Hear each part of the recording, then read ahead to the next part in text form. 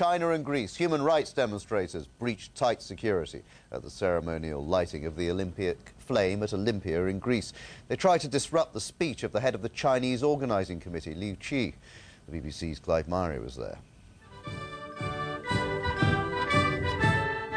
This is a proud moment for the Chinese as the official countdown to their Olympics begins.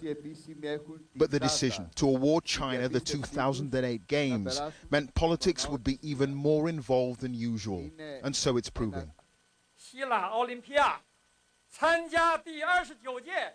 Protesters today try to disrupt the address of the president of the Beijing Organizing Committee before the Olympic torch is lit. They were quickly bundled away.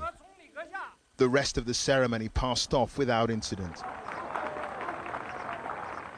But later, when the torch was making its way down Olympia's main street, visible just above this blue van, one woman tried to block its path.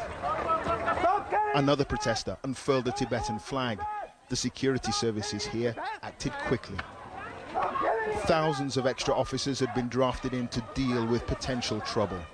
These were not mass protests, the campaigners were few in number, but they were vocal and passionate. I'm just saying what the people are dying. But it's not just Tibet, Burma, Darfur. These are other places where the Chinese are deeply involved, and activists say they're not doing enough to promote human rights.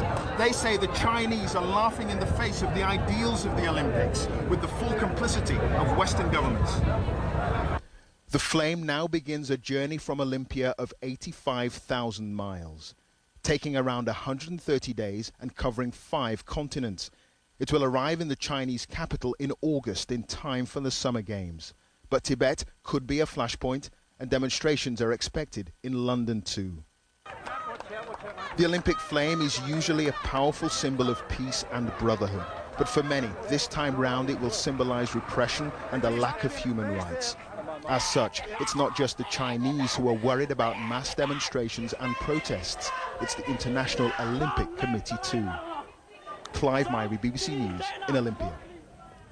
Well, many of you have been emailing us about the protests at the ceremonial lighting of the Olympic flame. Marek in the Czech Republic says, I don't understand how it could be possible that the Olympic Games, a symbol of freedom and peace, could be held in China. It's a country that doesn't keep the basic human rights. Nikolaos in Olympia, Greece, says, we were amongst the spectators of the ceremony and we saw the protests. As a Greek, I believe it was a big mistake to allow China to run the Games.